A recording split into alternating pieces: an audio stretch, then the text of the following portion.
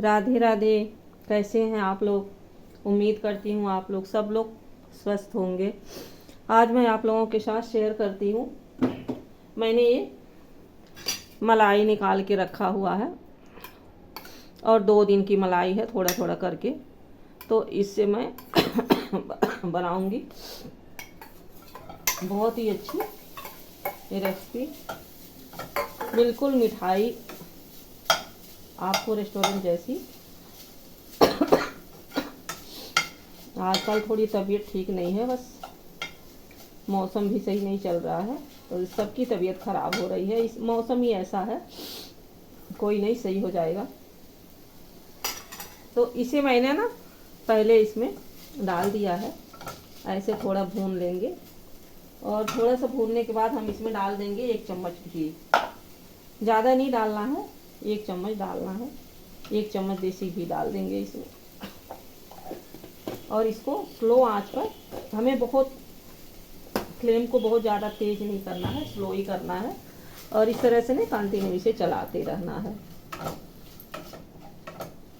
और इसके बाद हमें एक दूसरी चीज़ जो डालनी है, 1 चम्मच बेसन। ज़्यादा नहीं डालना है, बड़े चम्मच से 1 चम्मच डालना है और इसे चला लेंगे अच्छी तरह से।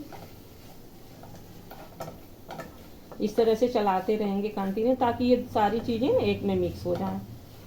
वैसे क्या होगा, नहीं चलाने से ना मिक्स नहीं होंगी, हमें अलग से मिक्स करना पड़ेगा। तो इस तरह से ना हमें बार बार चलाते रहना होगा। तो चलाने से क्या होगा, सारी चीज़ें मिक्स हो जाएंगी। देखिए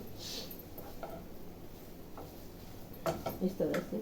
और साथ में हमें डालना है छोटा पैकेट मिल्क पाउडर।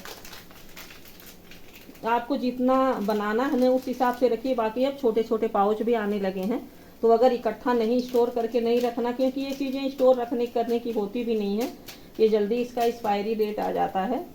तो हमें उतना ही रखना है ना जितना हमारे यूज का हो। बाकी हमें ताज़ा ये सब चीज़ें रखनी चाहिए। अगर आप शहर में रहते हैं तो सारी चीज़ें उपलब्ध हो जाती हैं, लेकिन अगर गांव में रहते हैं तो थोड़ी सी प्रॉब्लम होती है। बट एक्सपायरी डेट देख के चीज़ों को स्टोर किया करिए। और अब हमें डालना है छोटा चम्मच और ½ कप से भी कम चीनी, क्योंकि मीठा ज़्यादा नहीं डालना है। तो इस तरह से डालना है। आप चाहें ना तो मीठा अपने अकॉर्डिंग डाल सकते हैं, जितना कम ज़्यादा खाते हैं उस हिसाब से डाल लीजिए। और इसे अब हमें अच्छी तरह से सारी चीज़ों को मिक्स कर लेना है।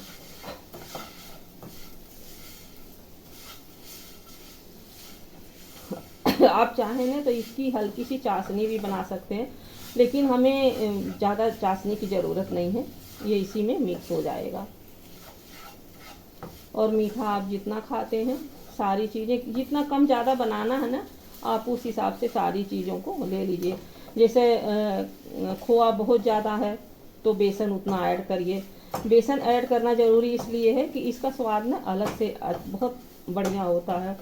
और अगर आप नहीं डालना चाहते हैं तो आपकी अपनी चॉइस से मत डालिए, अगर डाल देंगे तो बहुत अच्छा स्वाद हो जाएगा। इस तरह से हमें कंटिन्यू इसे चलाते रहना है, ताकि हमारी सारी चीज़ें ना, बेसन भी अच्छी तरह भुन जाएगा। क्योंकि बेसन ज़्यादा है नहीं, तो अगर आप चाहें ना तो भुने हुए चने आते हैं ना, मैं वैसे इकट्ठा पीस के रखती हूँ, लेकिन अभी हमारे पास ख़त्म हो गया है। तो आप चाहें ना तो उनको पीस के रख लीजिए, क्योंकि घर में भुने हुए चने को पीसने से ना बहुत अच्छा, उसको छान के हम रख लेते हैं तो फ्रेश होता है। क्योंकि आजकल मार्केट की चीज़ों में ना कोई फ्रेशनेस है नहीं, लेकिन मजबूरी है, लेना ही पड़ता है। आप चाहें तो उसे भी यूज कर सकते हैं।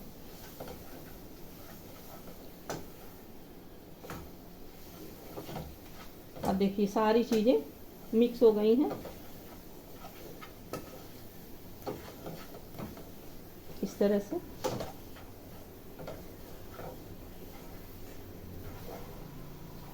हमें इसे ज़्यादा चलाने की ज़रूरत क्यों नहीं पड़ेगी, क्योंकि खोआ बनाया हुआ है, तो हमें बेसन ही थोड़ा सा, ताकि इसका कच्चापन चला जाए।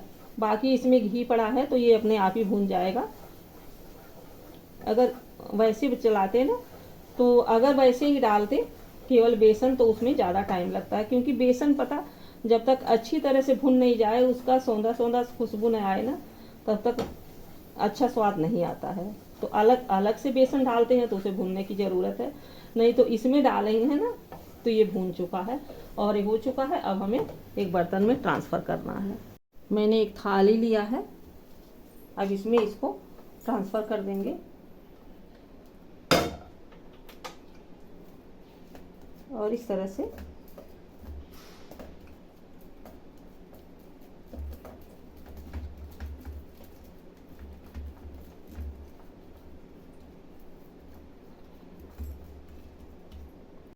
देखिए मैंने अच्छी तरह से थाली में सेट कर दिया है। और अब इसके ऊपर से हम थोड़ा सा कटे हुए काजू डाल देंगे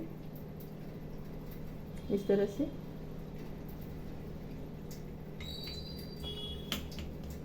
आप एक बार इस तरीके से बनाइए, पता बाहर से ले आना भूल जाएंगे, इतना स्वादिष्ट बनेगा ये, बिल्कुल दानेदार।